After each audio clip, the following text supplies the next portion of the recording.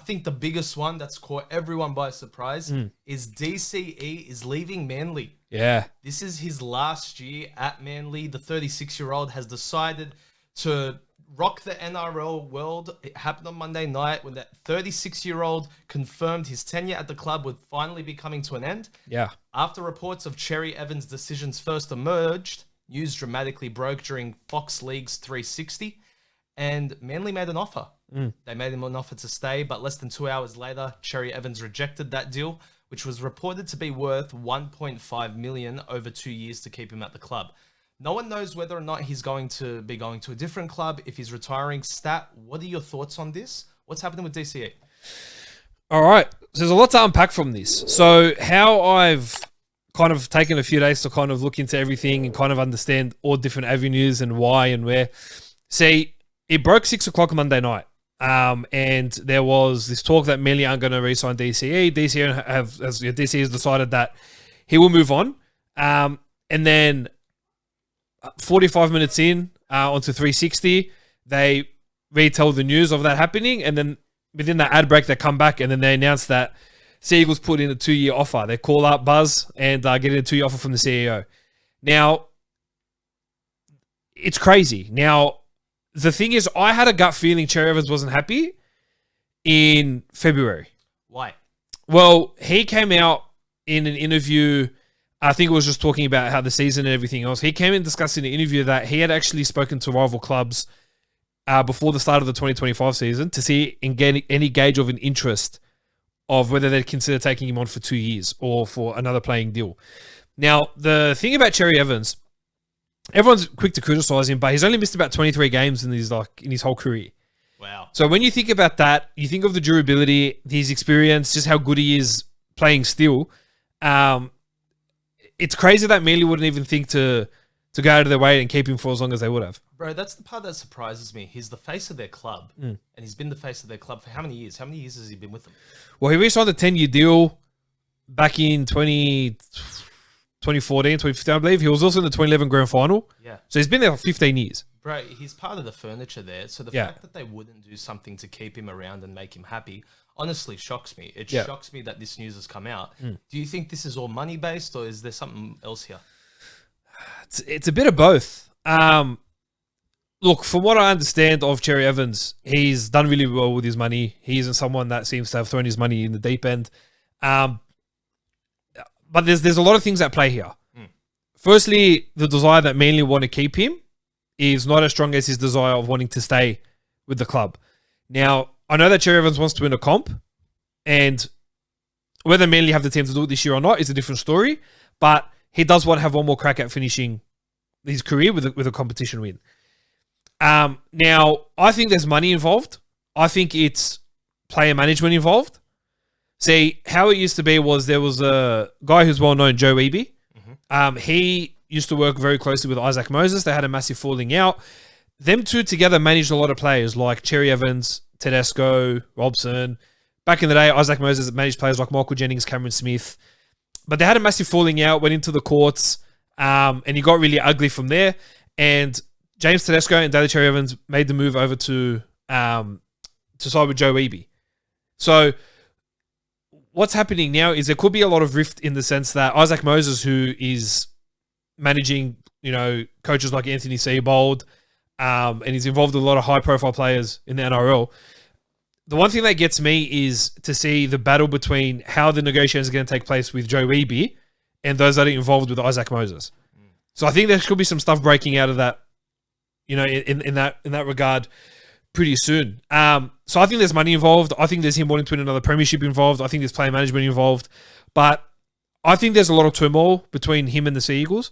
I mean, for the news to break out at 6 p.m., for it to get them broken out again onto NRL 360, for the CEO in the ad break to then come say, oh, no, we've got a 2-year offer plus a coaching gig for Cherry Evans, or for Cherry Evans to then come out 100% footy, which he was scheduled to do anyway. So he was already scheduled to come out and be on 100% footy, regardless if there was contract noise or not. For him to then tell his side of the story as to what's happening. And look, he's doing the gentleman thing here. He's denying there's no animosity. He's denying there's no rift. He's denying there's no issues between him and Seibold. him and Gentle. There definitely is, right? Bro, of course there is. He's just doing... Like, he's trying to be as professional as he can. Yeah. You know what I mean? So, for it to then come out 2 hours later, the fact that the management didn't call him and say, hey, look, we've actually got a 2-year offer.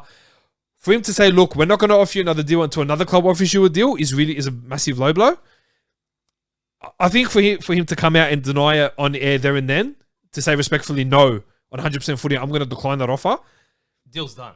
He's gone. Yeah, he's gone. There's no matter of him staying. It'll take a lot of mending and a lot of bridges to be mended for him to actually stay. I know in wrestling that you kind of say never, but rugby league, once it's kind of definitive, it's pretty much definitive. I don't see him staying. There's a lot of clubs that'll be after him. There's a lot of clubs that would need a Cherry Evans. Now, he's, like you said, he's made it clear that he hasn't decided whether he's going to play on or not.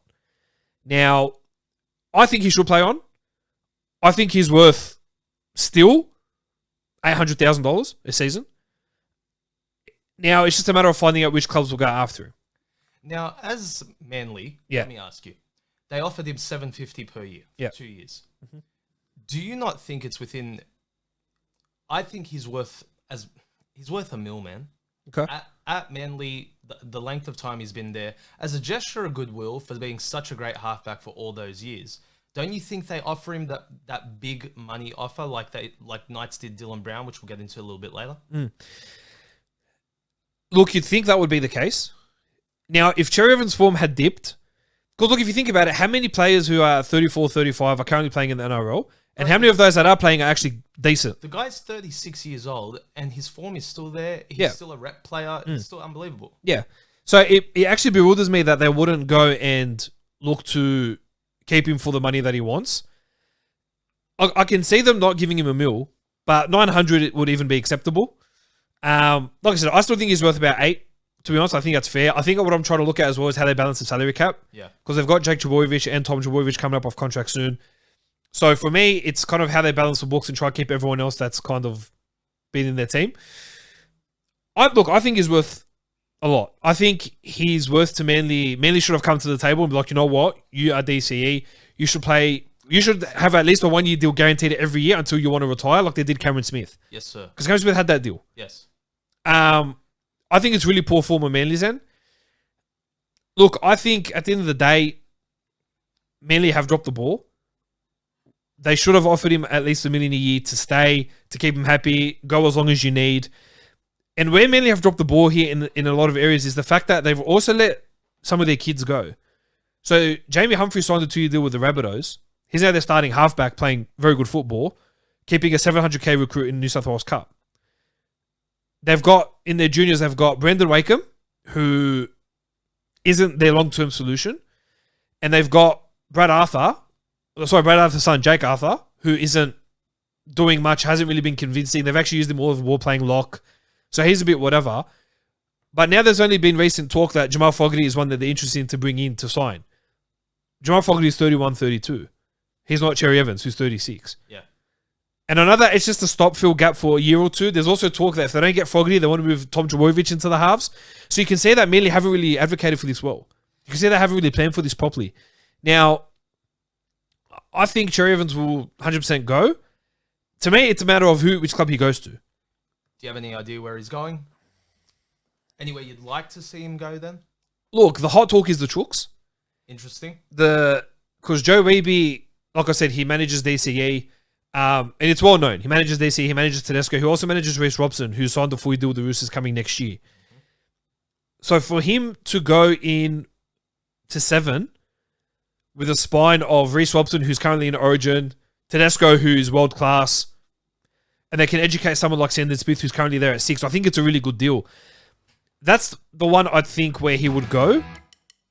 But I'm also of the belief, I've got different opinions. Like, to make it easy, he'll go get looked after by Nick Politis and Trey Robertson at the Chooks. I know that he looks after his father here in Sydney. And I know that he's there all the time looking after him. So I can't see him leaving Sydney. If he was to leave Sydney, he'd go back to the Dolphins where it all started. They came out recently and said that they're unsure whether they would actually offer him a deal. It's a matter of whether DC was interested in going to Redcliffe, that they'd have a conversation. But look, you think of how many clubs could use a half, right? Yeah, 100%. Dolphins could use that experience. Roosters could use that experience. So they'll lose Townsend at the end of the year. A club like Parramatta, obviously losing Dylan Brown. I know they've got Moses at 7, but I'm sure they can just switch the numbers around. Listen, there's plenty of clubs that could use him. There's plenty of clubs that could use a experience like him. I mean, at 36 years old, he's not losing any form. He'll be a great player no matter where he goes. I guess it just matters. I guess the subject is who picks him up.